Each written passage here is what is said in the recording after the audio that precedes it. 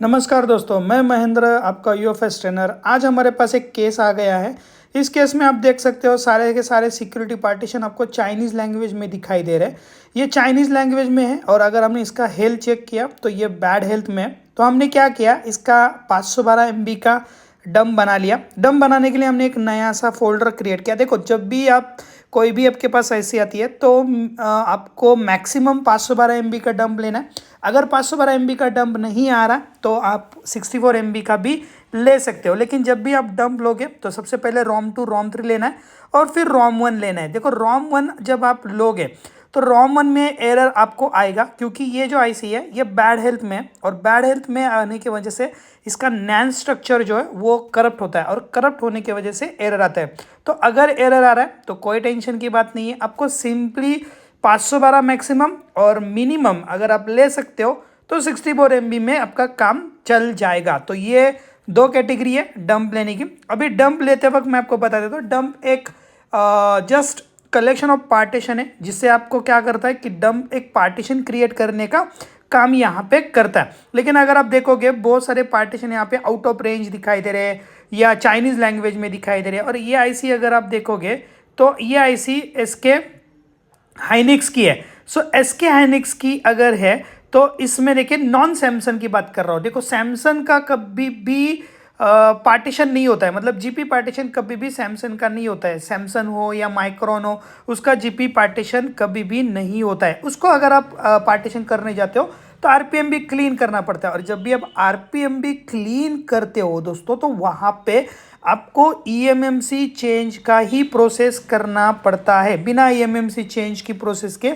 ये पॉसिबल ही नहीं है। तो अभी ये एसकेनिक्स है। एसकेनिक्स में हम देखें सैमसंग और माइक्रोन छोड़ के बाकी सारी आईसी के बारे में आप ये ट्रिक कर सकते हो, जैसे कि एसकेनिक्स हो, किंगस्टन हो, तोशिबा हो, स्कैंडिस हो, इसमें ये ट्रिक यूज कर सकते हो क्योंकि ये कॉमनली जनरल पार्टीशन में हो जाता है। लेकिन अगर आप माइक्रोन भी करने जाओगे तो माइक्रोन भी बिल्कुल भी आपका जीपी पार्टीशन नहीं होता है। तो उस कंडीशन में भी आपको माइक्रोन में भी आरपीएम भी क्लीन करना पड़ता है। तो देखिए, जिसका इंजीनियरिंग फाइल है उसका आप सैमसंग में कर सकते हो, लेकिन जिसका इंजीनियरिंग फाइल नहीं है, जैसे कि रियलमी 2, 5i, तो उसके लिए हमारी स्पाइडर ट्रिक है, वो यूज़ करके आपको करना पड़ता है। लेकिन उसमें भी ट्रिक्स होता है, जैसे कि देखिए आपका MSM CPU है, उसके बाद आपका स्नैपड्रैगन CPU है। तो इसमें भी अंतर है कि कौन से CPU में कौन सी ट्रिक यूज करनी है। That is the most important part. अभी डंप का रोल यहाँ पे क्या है मैं आपको बता देता हूँ। जब भी आप डंप लेते हो, देखो 512 में मोस्ट ऑफली आपका सिक्योरिटी वापस आ जाता है। लेकिन जैसे कि हमारे स्पाइडर ट्रिक है, स्पाइडर ट्रिक में आप 512 लेते हो तो उसमें सिक्योरिटी आ जाता है। लेकिन कभी कभी सिक्योरिटी नहीं आता है तो आपको सिक्योरिटी रीड करना है और सिक्योरिटी को राइट करना है। तो यहाँ पे मैंने डंप को पूरी तरह से रीड कर लिया। अभी मैं क्या करूँगा, जितने भी पिंग पार्टीशन है उनको मैं यहाँ पे रीड करूँगा। देखो, भले चाइनीज लैंग्वेज में है लेकिन फिर भी सिक्योरिटी ब्लैंक नहीं होती है, सिक्योरिटी के अंदर पार्टीशंस होते हैं। तो जितने भी पिंक है, मैंने पिंक को एक अलग से फोल्डर में बना दूंगा, अलग से फोल्डर में सेव कर दूंगा और वहाँ पे यहाँ पे डाल दूंगा। लेकिन ध्यान रखना, जब भी आप कोई भी सिक्योरिटी पार्टीशन लेते हो तो सिक्योरिटी पार्टीशन को कभी भी डंप के साथ राइट नहीं करना है। अगर आप डंप के साथ राइट करोगे तो वो 110% आपका फोन लोगों पे अटकेगा। तो सबसे पहले हम क्या करेंगे, डंप को लेंगे। डंप को लेने के बाद हम सबसे पहले सिक्योरिटी पार्टीशन लेंगे। देखो, सिक्योरिटी पार्टीशन लिया, डंप लिया, उसके बाद हमें ईएमएमसी फैक्ट्री सेट करने की आवश्यकता बिल्कुल भी नहीं है, करने की जरूरत भी नहीं है। ठीक है, अगर आप करना चाहते हो तो कर सकते हो, वरना नहीं करोगे तो भी कोई दिक्कत की बात नहीं है। सीधा सीधा आपको हार्डवेयर पार्टीशन में आना है। हार्डवेयर पार्टीशन में आने के बाद देखो यहाँ पे डिफॉल्ट पे टिक करना। देखो, यूएफआई की ट्रिक अलग है। यूएफआई में 0 होता है, 0 में कभी नहीं करना है, डिफॉल्ट में करना है और फाइनल राइट कर देना है। फाइनल राइट करने के बाद ध्यान रखना, ये ओटीपी है, वन टाइम प्रोग्राम है। तो ये एक आईसी पे एक वक्त पे एक ही बार होगा, दोबारा नहीं होगा। तो करते वक्त आपको ध्यान से करना है।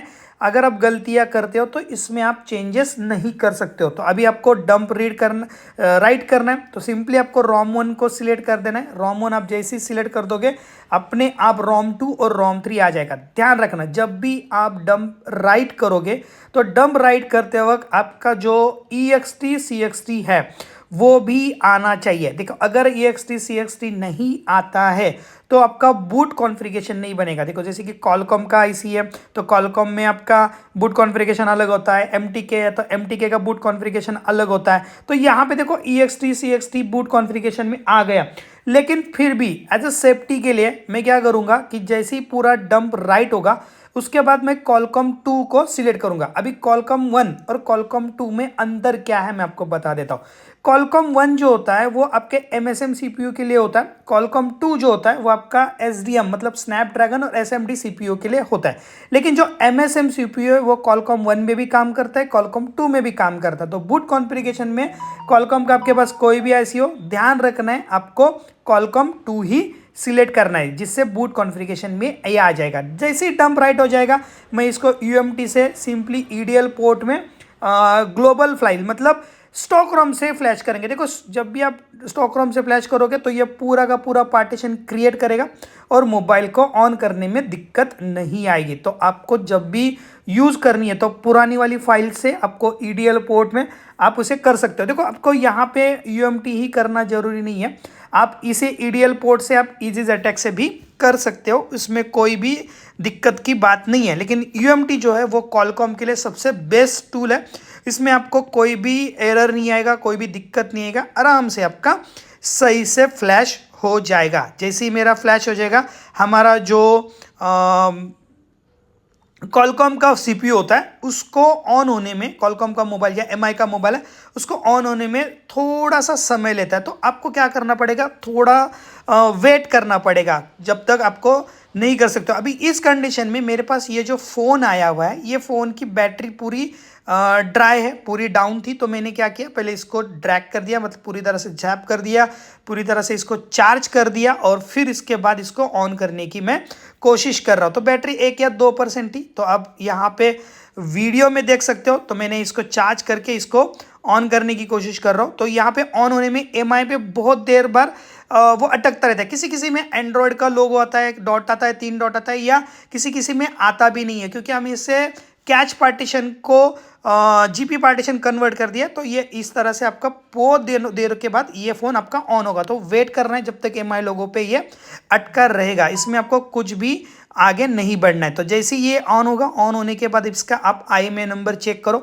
मोस्ट ऑफली 512 MB में IMEI नंबर या सिक्योरिटी है जो आ जाती है। लेकिन अगर सिक्योरिटी या IMEI नंबर नहीं आता है तो स्टार्टिंग में बिल्कुल भी सिक्योरिटी राइट नहीं करनी है। आपको सिंपली फ़ोन को वापस EDL पोर्ट में कनेक्ट करो, EasyJet से कनेक्ट करो और जो आपकी रीड की हुई सिक्योरिटी है उसको राइट कर दो, आपका IMEI नंबर आ जाएगा। या अगर आपके पास ओरिजिनल वाला IMEI नंबर है तो आप कभी भी EDL डिबगिंग पोर्ट में डाल के उसको आप सिंपली अनलॉक टूल से भी या UMT टूल से भी IMEI रिपेयर कर सकते हो। तो इस वीडियो में मैं IMEI रिपेयर करने के बारे में नहीं बताऊंगा, इस वीडियो में मैं आपको बैड हेल्थ कैसे सॉल्व करते हैं इसके बारे में दिखा रहा हूँ। अब देख सकते हो ये फ़ोन पूरी तरह से ऑन हो चुका है और यहाँ पे मैं IMEI चेक कर रहा हूँ। तो IMEI आप देखो यहाँ पे नल आ गया है, नल मतलब पूरी तरह से खाली है।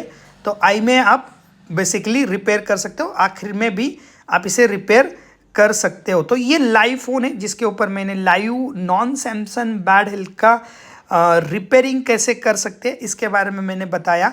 अभी सैमसंग में आपको अलग तरीका है, माइक्रोन में आपको अलग तरीका है, लेकिन सैमसंग के अलावा अगर आपके दूसरे फ़ोन है तो उसमें आप इस तरह से कर सकते हो। तो ऐसी वीडियो को प्यार बनाने के लिए धन्यवाद। उसके लिए दोस्तों